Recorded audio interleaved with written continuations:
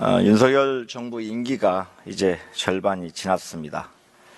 제가 2년 반 전 윤석열 정부 충북 출범 직후에 열린 예결위 회의에서도 당시 한동훈 법무부 장관에게 그런 말씀을 드렸습니다.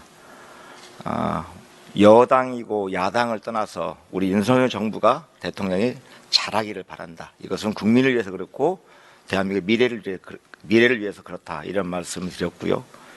지금 역시도 같은 마음입니다. 그런데 지금 2년 반 지난 지금 현실은 전혀 국민의 기대와 달라져 있습니다. 80% 가까운 국민들이 윤석열 대통령이 잘 못하고 있다고 얘기합니다. 여러분 다 기억하십니다. 아무리 부인하려고 해도 다 기억하실 겁니다. 전 정부 지우기, 야당 대표 죽이기, 정치 탄압, 보복 수사, 친일 구류개교, 의료대란, 최상병 사망사건 외압 의혹, 또 물가 폭등. 윤석열 대통령 취임 후에 현재 대한민국의 모습입니다. 대통령께서는 끝까지 김건희 여사만큼은 지키려고 합니다. 주가 조작이 드러나도 디올백을 수수해도 명품백을 수수해도 또 관저 공사에 지인의 특혜 의혹이 있어도 공천 개입이 터져도 김 여사만큼은 끝까지 지킵니다. 많은 국민들이 대통령으로 윤석열 대통령을 뽑았는데 실제로는 김건희 여사가 국정에 개입하고 있다, 주무르고 있다, 이런 의견들이 있습니다.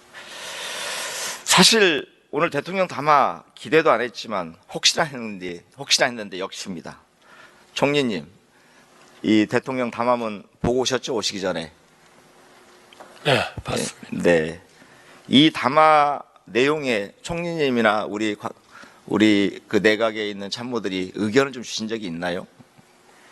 네, 충분히 언론이나 국민들의 의사를 수렴해서 전달이 됐고 또 논의도 같이 했다고 생각합니다. 그러면 오늘 대통령의 담화와 기자회견 내용은 충분히 대통령 혼자서 결정하신 게 아니라 내각에 있는 많은 분들과 그리고 대통령 비서실의 참모들이 함께 협의해서 담화문을 발표하시고 기자회견의 답변 내용도 그 협의의 결과물로 나오신 거라고 생각되겠습니까?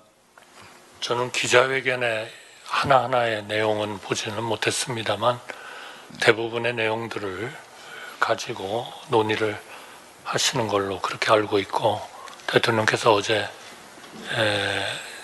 춘천에서 행사가 있으셨습니다만 아마 조금 일찍 이렇게 귀경을 하신 이유도 충실하게 논의하기 위한 것이라고 생각합니다. 저도 오늘 질의하기 직전에 그 대통령 담화문을 봤는데요. 역시 윤석열 대통령 다 왔습니다. 혹시나 하고 기대했는데 역시였습니다. 어려운 여건 속에서 열심히 일했고 앞으로 열심히 일하겠다. 진솔한 반성과 사과는 전혀 없었습니다. 딱 하나 있대요. 제 주변의 일로 국민께 염려를 드리기도 했습니다. 국민 여러분께 죄송하다는 말씀, 진심 어린 사과의 말씀을 드립니다. 사과는 이게 전부입니다. 아마 오늘 여러분들 중간에 쉬실 때 언론 기사에 달린 댓글 한번 꼭 읽어보시기 바랍니다. 국민들의 의견입니다. 이런 표현이 있대요. 국민 열받게 하는 재주가 정말 뛰어나신 분이다. 저는 오늘이 윤석열 정부가 새롭게 국정의 새로운 방향을 모색하면서 다시 국민들의 기대를 회복할 수 있는 유일한 기회를 오늘부로 놓쳤다고 생각합니다. 오늘 결국은 담화를 발표하셨는데 참 박근혜 탄핵 국면보다 저는 앞으로 더 심각해지지 않을까 생각합니다. 지난주에 윤석열 대통령 지지율이 처음으로 10%대로 떨어졌습니다. 근데 이 상황을 보면 청와대가 용산으로, 박근혜가 김건희와 윤석열로, 최순실이 명태균으로 연설문 작성, 대기업 후원 강요 뇌물에서 현 상황은 공천계획 장관인사관여 창원 산단들 국가정책 설계로 바뀌었을 뿐이지 현재 심각한 상황이라고 봅니다. 이 부분에서 국민들이 심판을 내리고 계십니다. 그런데 이 사건이 보도된 지 박근혜 정부 시절에는 바로 한 달 만에 대국민 사과를 진행했는데 윤석열 대통령은 지금 오늘 2달 넘는 시간 동안 아무 말도 없이다가 거짓말만 변명만 하시다가 오늘 대국민 담화를 발표했는데 이 역시도 사과는 없었습니다. 저는 오늘 총리님, 오늘 대통령 담화와 기자회견 이후로 대통령의 지지도가 다시 오르고 국민의 지지를 회복할 거라고 생각하십니까? 오늘 대통령님께서 제 주변의 일로 국민께 염려를 드렸다. 대통령은 변명하는 자리가 아니라고 생각합니다. 제가 저다 읽었으니까요. 모든 것이 저의 네. 자리고 네, 부침입니다. 총리님, 국민 여러분께 죄송하다는 말씀, 진심 어린 사과의 총리님. 말씀을 드립니다. 이렇게 말씀하시지 네, 않습니까? 총리님.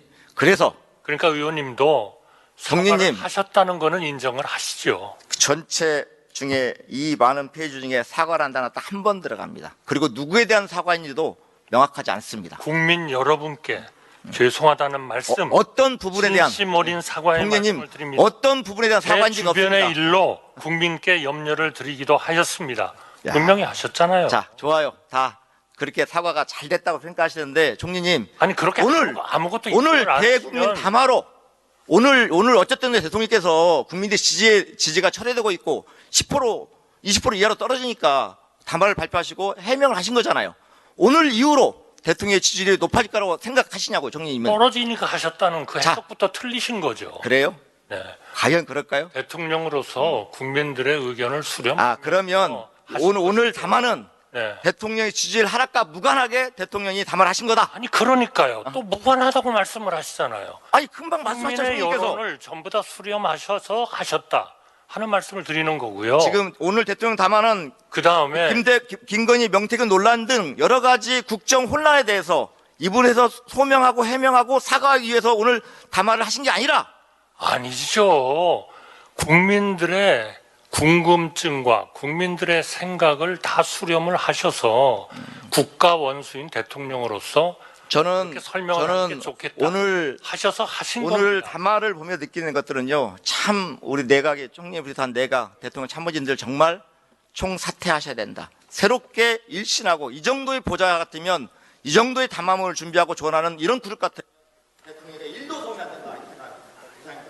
저는 동의하지 않습니다.